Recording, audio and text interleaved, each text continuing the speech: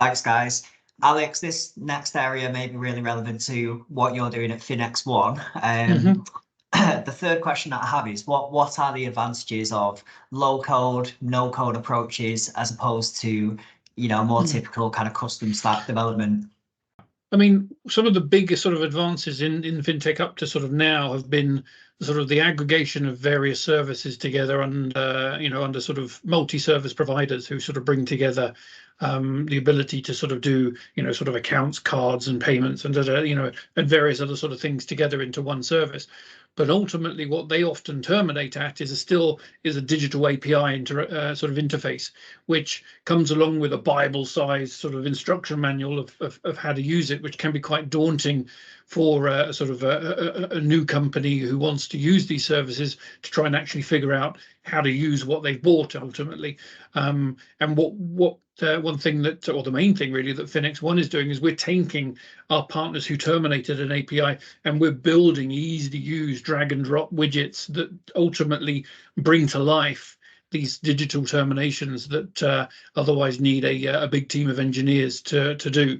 I mean, sort of part of the research that we've been doing into the market has really highlighted that sort of, for example, I think before the end of 2028, it's expected that more than 60% of applications, will be built in a low or no code kind of environment. So we're anticipating quite a strong growth in that area, which we're really excited about, and always looking for other services that terminated an API to sort of bring to life in our suite of offerings.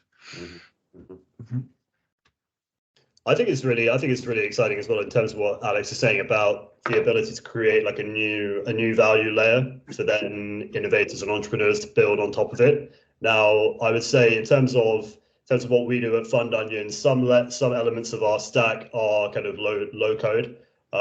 What that's allowed us to do really is to kind of grow the business and to scale up particularly our software capacity in a way that would have been more difficult if we had done it maybe on a full custom dev basis, with a large dev team with additional costs. Now, I think like anything in life, there's good and there's bad bits to it, and there are limits where you can get to with some of these products. So I think generally what you might see now, I think kind of in the interim, while people like Alex themselves like grow out more of these layers in the future, but you might see more of a hybrid model where you take something off the shelf, you use it to the extent that it's been made, because at the end of the day, if you've got one, low, no code or just kind of off the shelf software provider, they're not going to have every single use case mapped out.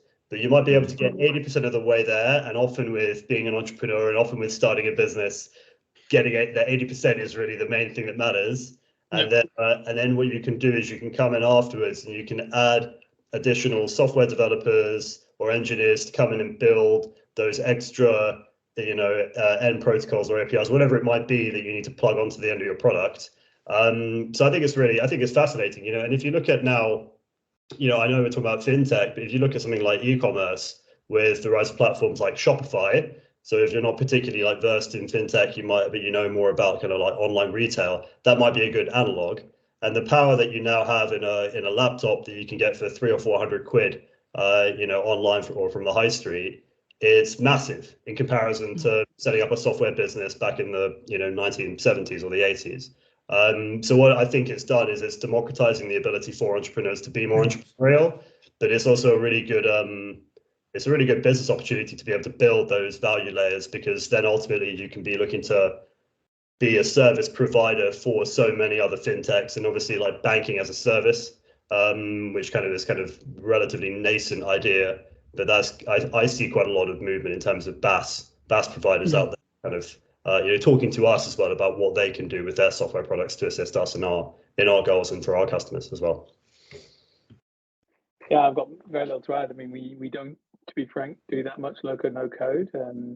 Often many businesses I've seen, especially very early businesses, are anxious by I go in a position so I can't do that. And when you're trying to build an idea, like you've got no idea until you ship a product to a customer, whether that's idea's got any opportunity at all. Like we went live with super payments in 12 weeks, just because until you have an idea, you can't validate that until a customer is using it. You do that through qual and quant analysis. And so that's the only point where you start to get direct, concrete feedback from a customer base that what you think is a good idea actually is. There is adoption, and then often it isn't. Yeah, you've got to iterate and improve and improve and improve. And that's what we've been doing for the last 18 months, and we'll continue to do so. And so, not being in the position around I can highly customize what I have to meet that specific business need that we don't really know yet what it is a very difficult journey to balance when you're trying to go with an off-the-shelf kind of code, no code, low code. Do I customize? And so what we've done on the whole is kind of had a very build by open source kind of objective, or as in like we're just going to buy these bits off the shelf because we know these are reasonably agnostic, they're unlikely to have an influence on our ability to be innovative. But we want to own the bits that are the most uncertain, and we want to build those bits because that's where there's often most IP for this business as well. We don't want to give that away or buy it off the shelf. And so making that decision has been very difficult for any young business. But I think it's a really important thing that any business should think about is that build by open source for us being incredibly important.